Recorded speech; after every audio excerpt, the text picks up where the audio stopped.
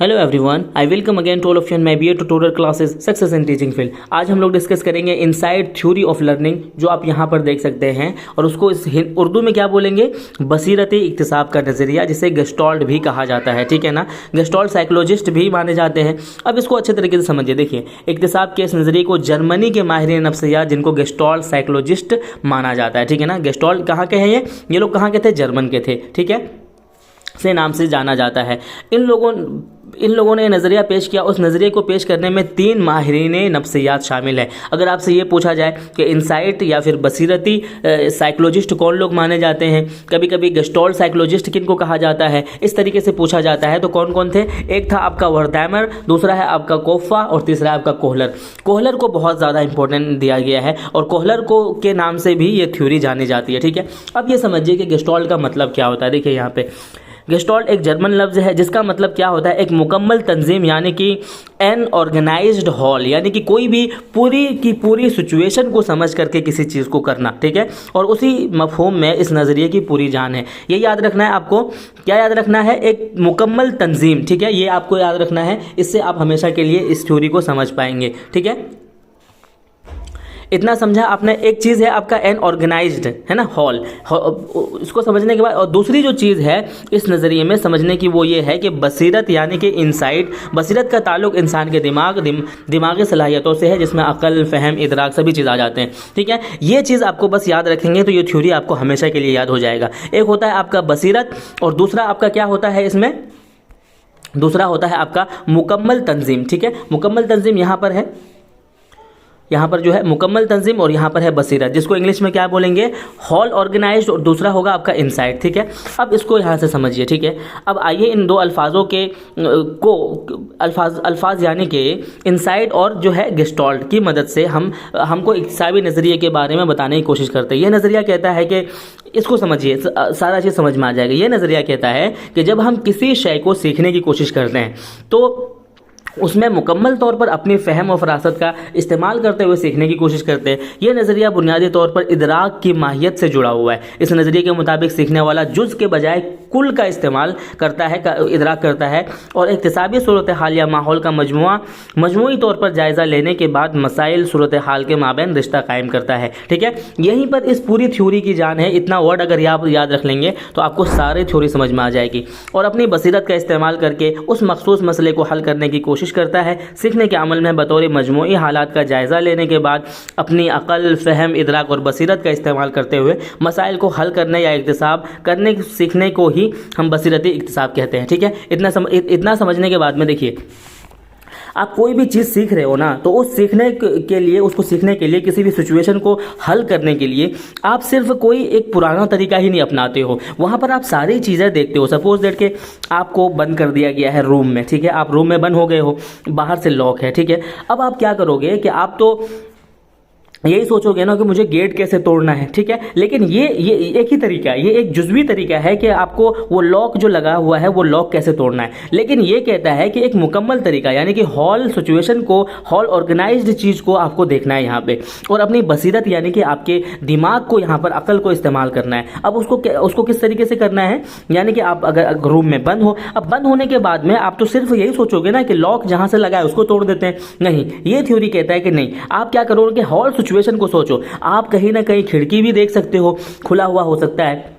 ठीक है, उस खिड़की से भी निकल सकते हो आप अगर पूरा तरीका ये लगाओगे कि कहीं से ऊपर से जो है कोई जो है रास्ता हो सकता है, या फिर नीचे से कोई रास्ता हो सकता है, या फिर कुंडी को जो है, अगर ताला से कमज़ोर आपका कुंडी है तो उसको किसी तरीके से तोड़कर आप निकल सकते हैं। तो यही कहता है कि किसी भी सिचुएशन को हल करने के लिए आप पूरे कॉन्सेप्ट को, पूरी चीज़ों को, जो चीज़ें वहाँ पर पड़ी हुई है, उन सारी चीज़ों को अपना करके अगर आप चाहेंगे तो उसको आप सीख पाएंगे। तो ये कहता है कि हॉल चीज़ों को अपना करके बच्चा कोई चीज़ सीखता है। ठीक है, अब यहाँ पर एक एक्सपेरिमेंट है। यहाँ पर जो इन्होंने एक्सपेरिमेंट किया था, इन्होंने जो एक्सपेरिमेंट किया था अपने थ्योरी का, वो किस पर किया था, वो चिंपैंजीज पे किया था। ठीक है, ये देख सकते हैं, और यहाँ पर जो है 6-7 चिंपैंजीज थे। ठीक है, अब उन सातों या फिर जितने भी चिंपैंजीज थे उनको जो है एक रूम में बंद कर दिया गया।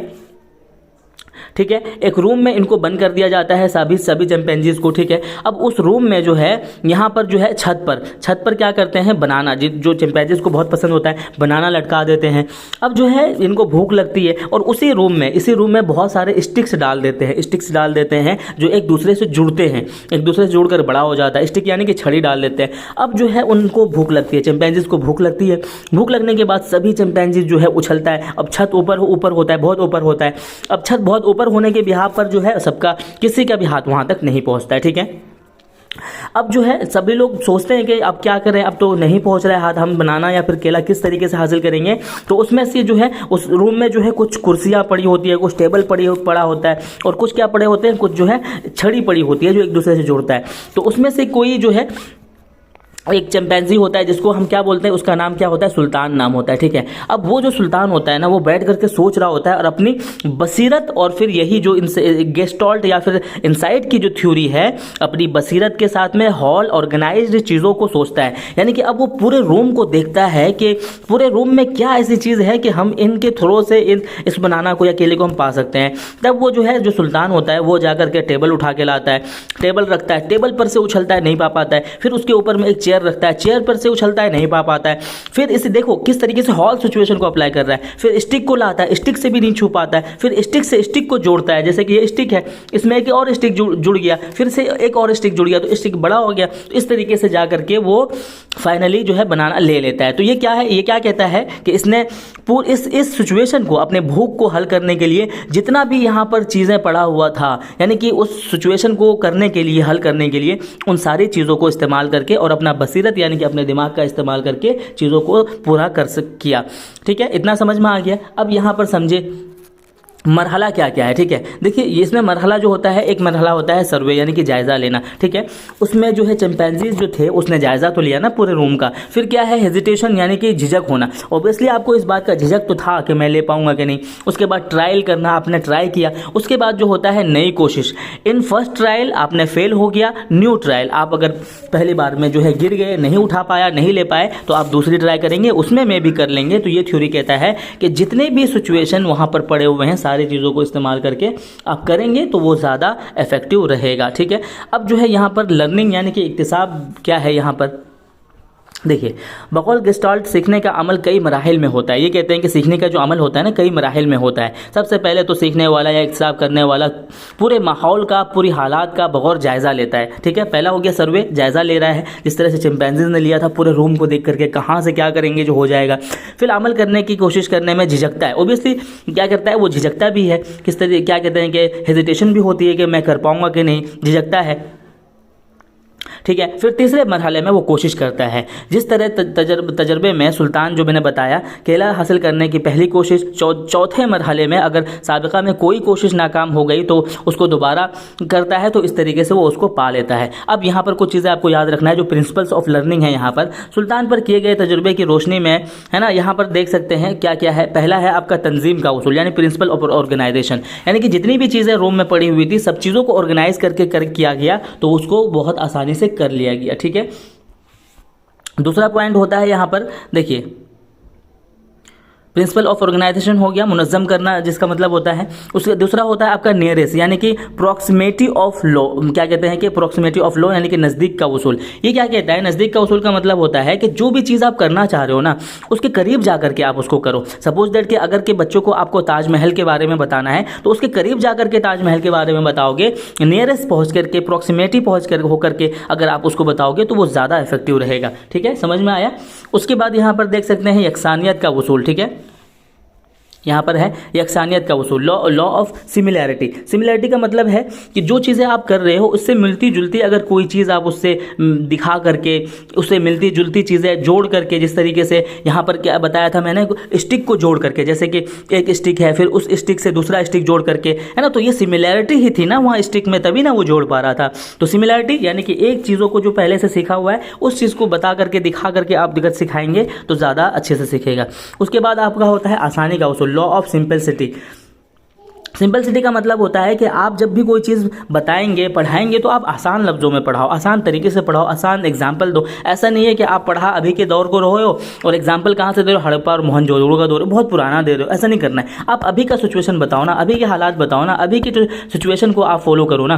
तो ये है आपका पूरा का पूरा प्रिंसिपल्स, ठीक है। उसके बाद हम देखेंगे कि एजुकेशनल इम्प्लीकेशन क्या क्या है इसका। एजुकेशनल इम्प्लीकेशन बहुत ज़्यादा ज़रूरी होता है, जैसे मैंने बताया है।